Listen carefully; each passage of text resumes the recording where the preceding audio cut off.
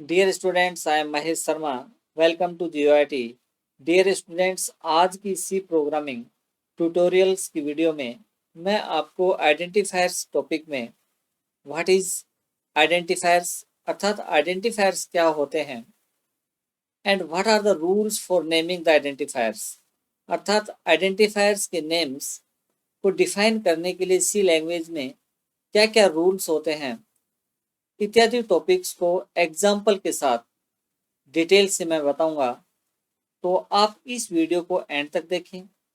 अगर आप इस चैनल पर नए हैं तो इस चैनल को लाइक और सब्सक्राइब करिएगा।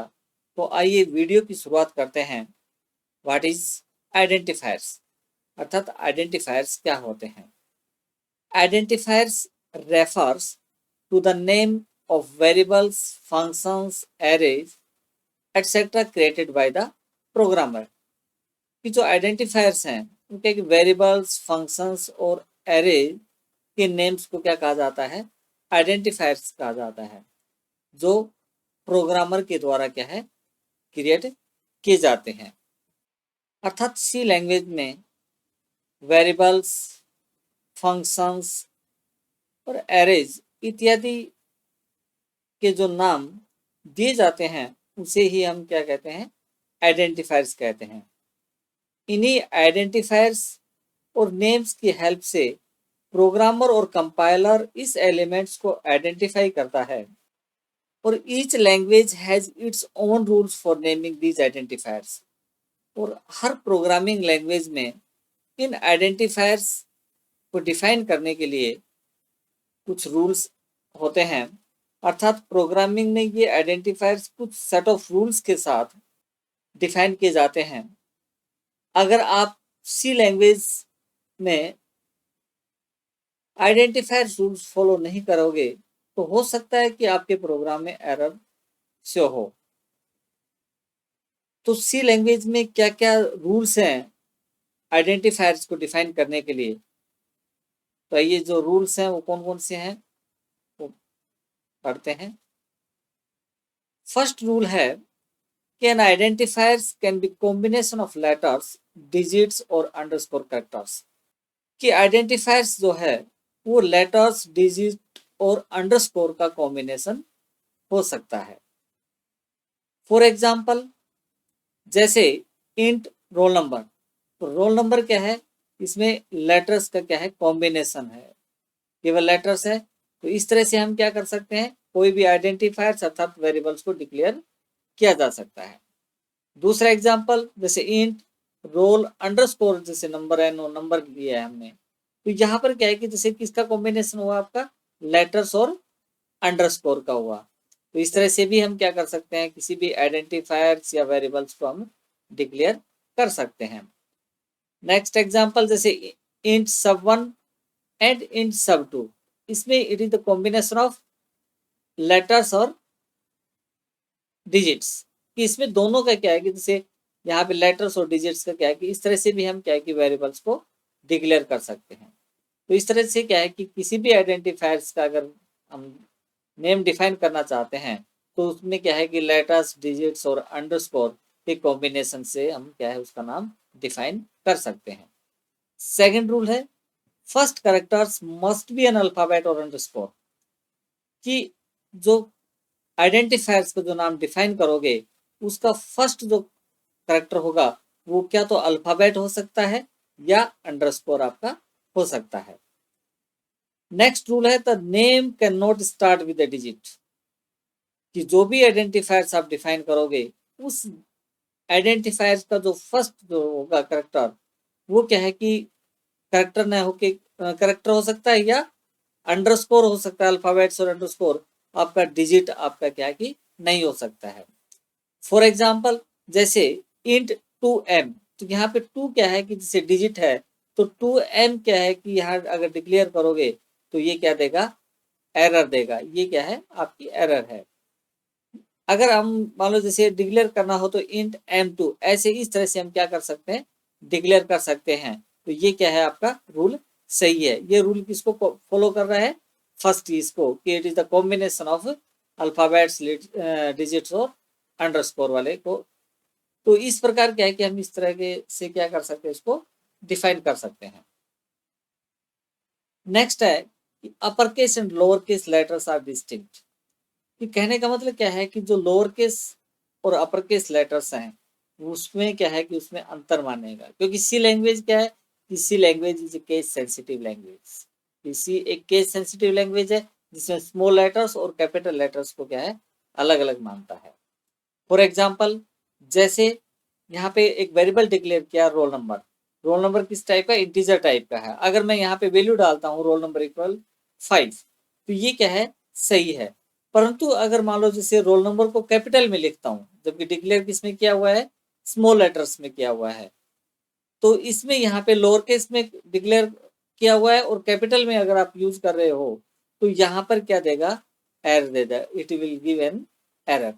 क्योंकि ये दोनों रोल नंबर जो कैपिटल में है और स्मॉल लेटर्स में है, दोनों को ही ये क्या है कि अलग अलग क्या है मानेगा। तो जिस भी आप क्या है कि केस में, चाहे वो अपर केस हो या लोअर केस हो, जिस केस में आपने क्या है कि किसी वेरिएबल को डिक्लेयर किया है या आइडेंटिफायर्स को डिक्लेयर किया है, तो आपको उसी तरह से आपको क्या है उसको यूज करना पड़ेगा। नेक्स्ट रूल है the identifiers must not be a keyword in C language. की क्या है कि कोई किसी भी आइडेंटिफायर्स का नाम क्या है कि कीवर्ड्स का नहीं हो सकता है। कीवर्ड के नाम से किसी भी आइडेंटिफायर्स को नेम को यूज नहीं कर सकते। अर्थात हमने पिछले वीडियो में हमने बताया था कि कीवर्ड्स क्या होते हैं, कि keywords are the reserved word in a language that can not be used as a variable name. कि कोई भी कीवर्ड्स हैं उनको हम एज ए वेरिएबल नेम के रूप में यूज नहीं कर सकते हैं। जो सी में कितने कीवर्ड्स होते हैं, 32 कीवर्ड्स होते हैं, जो पिछली बार मैंने बताया। अर्थात ये जो 32 कीवर्ड्स हैं, इन 32 कीवर्ड्स को जो है 32 जो कीवर्ड्स है, इन कीवर्ड्स को हम एज ए वेरिएबल नेम के रूप में यूज नहीं कर सकते हैं। मैं आपको इनको मैं प्रोग्रामिंग के द्वारा क्या है कि जैसे मैं एग्जाम्पल में मैं समझाऊंगा आपको कि अगर हम इसको एज ए वेरिएबल नेम के रूप में यूज करेंगे तो ये क्या है कि एरर आपको देगा। नेक्स्ट रूल है the identifiers must not contain space और special characters such as at the rate hash dollar etcetera. कि कोई भी अगर किसी वेरिएबल्स का अगर या आइडेंटिफायर्स का अगर हम नाम डिफाइन करते हैं तो उसके में हम क्या है कि बीच में न तो कोई स्पेस दे सकते हैं या फिर क्या है कि ये स्पेशल सिंबल्स जो हैं eight the rate hash dollar, ये कोई भी हम क्या है कि स्पेशल सिंबल्स नहीं दे सकते हैं, केवल अंडरस्कोर साइन को छोड़ के। कि जो स्पेशल सिंबल्स जो यूज हो सकता है वो अंडरस्कोर ही हम क्या है यूज कर सकते हैं आइडेंटिफायर्स के नेम में। उसके अलावा कोई किसी भी प्रकार का हम क्या है स्पेशल सिंबल्स या कैरेक्टर्स को हम क्या है यूज नहीं कर सकते हैं। आइए मैं आपको इनको इन रूल्स को प्रोग्राम्स के द्वारा समझाता हूँ। जैसे यहाँ पर हम क्या है कि जैसे फर्स्ट हमने रूल्स पढ़ा था कि identifier is the combination of letters, digits और अंडरस्कोर। कि आप क्या है कि कोई भी जैसे आइडेंटिफायर्स अर्थात वेरिएबल्स का जो नाम डिक्लेयर करोगे वो क्या है, उसमें क्या है अल्फाबेट्स हो सकती हैं, डिजिट्स हो सकती हैं और अंडरस्कोर का ही कॉम्बिनेशन आप क्या है बना के वेरिएबल्स का नाम डिफाइन कर सकते हो। तो यहाँ पे जैसे मैंने रोल नंबर यहाँ पे डिक्लेयर किया, तो रोल नंबर क्या है, ये क्या है कि कॉम्बिनेशन किसका है आपका, केवल अल्फाबेट्स का है। तो यहाँ पे अगर मान लो कंपाइल करेंगे तो इस प्रोग्राम में कोई एरर आपको नहीं देगा। जैसे ये देखो यहाँ पे किसी प्रकार की एरर या वार्निंग नहीं है। दूसरा रूल क्या था कि इसके अंदर क्या है कि जैसे हमें जो फर्स्ट करेक्टर होगा वो क्या है कि अंडरस्कोर होगा या फिर क्या होगा इसमें आपका अल्फाबेट ही हो सकता है। तो यहाँ पर क्या है कि जैसे फर्स्ट ये तो है ही, दूसरा यहाँ पे हम इस तरह से भी इसको क्या कर सकते हैं कि यूज कर सकते हैं। तो यहाँ पर अगर अंडरस्कोर लगाने पर भी क्या है कि कोई एरर वगैरह यहाँ पे नहीं दे रहा है। तो फर्स्ट जो करेक्टर होगा आपका वो क्या है, क्या तो अंडरस्कोर होगा या क्या होगा करेक्टर ही आप क्या है लिख सकते हो। दूसरा कि ये it is the combination of alphabets digits, कि इसका क्या है कि डिजिट्स का भी कॉम्बिनेशन हम क्या है कर सकते हैं। जैसे मैंने यहाँ पे सब वन, तो ये किसका होगा, 1 क्या है, डिजिट होगी और सब क्या है, अल्फाबेट्स है। तो इस तरह से भी हम क्या कर सकते हैं, किसी भी वेरिएबल को डिक्लेयर या आइडेंटिफायर्स को कर सकते हैं। देखो यहाँ पे रन किया, कोई एरर वगैरह नहीं है। दूसरा क्या है कि जैसे नंबर थर्ड ये था कि इसके अंदर क्या है कि फर्स्ट जो करेक्टर्स होगा वो क्या है कि लेटर्स होगा, उसके अंदर हम क्या है कि डिजिट्स का यूज नहीं कर सकते हैं। तो यहाँ पे मैंने लिखा 2m। अगर 2m को अगर मान लो जैसे मैंने यहाँ पे 2m लिख के कंपाइल किया तो यहाँ पे देखिए एरर देगा, क्योंकि जो रूल्स के अकॉर्डिंग क्या है कि यहाँ पे पहला जो लेटर्स है वो आपका क्या है, डिजिट नहीं हो सकता है। अगर मैं यहाँ इसको 2m करूँ तो अब यहाँ पे 2m करके अगर हम कंपाइल करते हैं तो कंपाइल करने पर यह क्या है, कोई किसी प्रकार की एरर नहीं देगा। दूसरा अगला जो है वो है कि इसमें स्पेस अलाउ नहीं होते हैं। हिंट मैंने यहाँ पे लिखा रोल और फिर स्पेस और फिर क्या लिखा है यहाँ पे, नंबर और सेमीकोलन। तो यहाँ पे जो बीच में मैंने क्या दिया है, स्पेस दिया है। अब स्पेस देके अगर हम देखो यहाँ पे कंपाइल करते हैं प्रोग्राम को तो ये एरर दिया। यहाँ पे एरर इसलिए दिया क्योंकि स्पेस इसके अंदर क्या है कि अलाउ नहीं होता है। नेक्स्ट कि इसमें क्या है कि स्पेशल सिंबल्स भी हम क्या है नहीं दे सकते। अगर देखो यहाँ पे देखो वापिस हमने किया और फिर कंपाइल किया तो यहाँ पे किसी प्रकार की कोई एरर वगैरह नहीं है।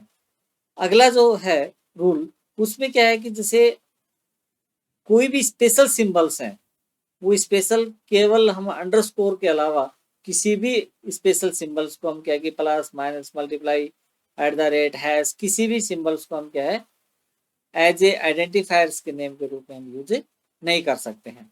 जैसे मैंने यहाँ पे roll at the rate number यहाँ पे लिखा, अब यहाँ पे कंपाइल करूंगा तो क्या देगा, वो एरर देगा।